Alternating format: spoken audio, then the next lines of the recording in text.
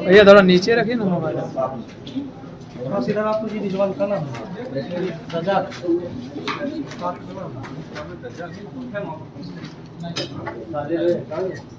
द्वारा दिसंबर महीने के में ये घोषणा किया गया 1994 में कि पूरे विश्व भर में international day of world's indigenous people, मतलब हम लोग झारखंड में या भारत में विश्व आदिवासी दिवस के रूप में मनाते हैं यहाँ पर। तो उसी के उपलक्ष्य में 9 अगस्त 2024 को हम लोग इस बार फिर से विश्व आदिवासी दिवस पूरे धूमधाम से मनाएंगे।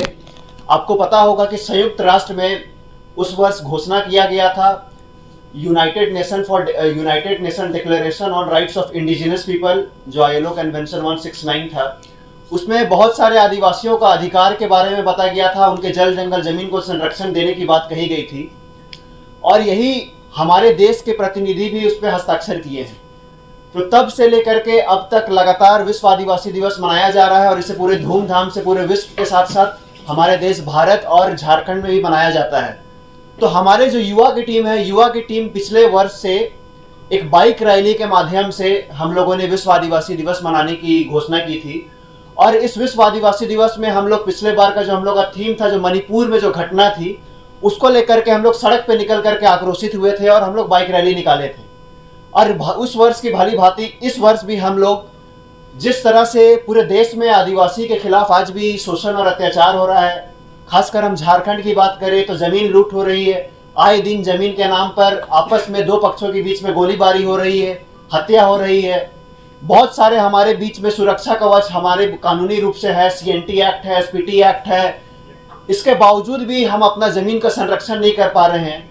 साथ ही जो अन्य प्रावधान है जैसे रिजर्वेशन है, उनका भी पूरी एक मास लेवल पे वायलेशन हो रहा है। रिजर्वेशन, आपका 5th शेड्यूल, 6th शेड्यूल तथा विल्किंसन रूल, पेशा कानून जैसे अन्य प्रोविजन हमारे राज्य में, हमारे देश में आदिवासी के लिए लागू है। लेकिन दुख की बात है कि ये सारा कानून जो है ये सिर्फ एक कागज के टुकड़े की तरह रह गई है और ज़मीनी हकीकत में आज तक इसके लागू नहीं हो पाया है। तो इन सभी चीज़ को लागू करवाने के लिए और इन सभी दमन नीतियों के लिए जो हमको जल जंगल जमीन से उखाड़ के फेंकने का काम किया जा रहा है, एक हम शक्ति प्रदर्शन के रूप में हम सड़क पे निकलेंगे और पूरे रांची में बाइक रैली करके हम ये संदेश देंगे कि अगर आदिवासी चुप है, इसका मतलब ये नहीं है कि आदिवासी गूंगा है, बहरा है, लंगड़ा है। हम भी लड़ सकते हैं और अपना अधिकार और हक के लिए मांग कर सकते हैं, और ये अब हम लड़ के नहीं, हम छीन के लेंगे। तो ये संदेश हमारा सड़क पे उतर करके, ये हमारा संदेश 9 अगस्त को चौक चौराहे में घूम करके ये रहेगा। और हमारा जो ये रूट चार्ट है, इस रूट चार्ट हम लोग बापू वाटिका में हम लोग इस कार्यक्रम का शुरुआत करेंगे। मोराबादी में बापू वाटिका है, वहाँ से फिर हम राम दयाल मुंडा पार्क होते हुए सिद्धू कानू पार्क से गुजरेंगे और उसके बाद बाईपास रातू रोड होते हुए बाईपास रोड पकड़ेंगे। जिसके बाद हरमू में जो कार्तिक उरांव चौक है वहाँ पर हम लोग आएंगे। उसके बाद अरगोड़ा चौक, जो वीर बुद्धू भगत अरगोड़ा चौक के नाम से जाना जाता है, वो हमारा रूट रहेगा। अगला स्टॉपेज बिरसा चौक के पास रहेगा। उसके बाद हीनू दुरंडा के पास अम्बेडकर चौक है, वहाँ अम्बेडकर चौक होते हुए सुजाता चौक, अल्बर्ट टिक्का चौक, नीलांबर पीताम्बर पार्क और पुनः फिर हम बापू वाटिका के पास हम आएंगे। और इस दौरान जितने भी चौक चौराहा है वहाँ पर हम बाइक रैली के माध्यम से हम वहाँ संदेश देंगे और रोक करके हमारे बीच में जितना भी सामाजिक अगुवागण है उनके बीच में हम ये 2-3 वक्तव्य रखा जाएगा। 2-3 जितने भी सामाजिक अगुवा है वो लोग अपनी बात रखेंगे। और इसके साथ हम राज्य सरकार और खासकर जिला प्रशासन से ये भी हम निवेदन करेंगे, क्योंकि 2 वर्ष पूर्व झारखंड राज्य सरकार द्वारा 9 अगस्त को विश्व आदिवासी दिवस के अवसर पर अवकाश की घोषणा की गई है। लेकिन अगर हम सच रूप में देखें, सरकारी कार्यालय तो बंद रहते हैं, लेकिन जो यहाँ के प्राइवेट स्कूल्स है और कॉलेजेस है वो खुले रहते हैं। तो हम सरकार से और यहाँ के जिला प्रशासन से निवेदन करेंगे कि उस दिन, क्योंकि बाइक रैली का भी हम लोग का कार्यक्रम है, तो जितने भी सरकारी और निजी स्कूल और कॉलेजेस है वो बंद रहे।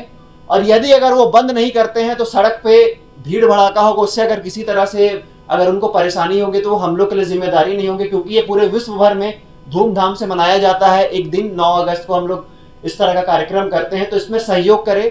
और अगर ये भी नहीं कर सकते हैं तो कम से कम जितना भी यहाँ पर सरकारी और निजी स्कूल हैं उसमें भी विश्व आदिवासी दिवस के उपलक्ष्य पे आप कार्यक्रम आयोजन करें, जिसका हम समर्थन करेंगे। और भी बहुत सारे मुद्दाएं हैं और भी बहुत सारे बातें हैं जिसको लेकर के हमारे अन्य साथी हैं वो रखेंगे। धन्यवाद। सबसे पहले आप तमाम मीडिया और प्रेस बंधुओं को हमारी तमाम युवा की जो टीम है उनकी तरफ से जोहार है, स्वागत है इस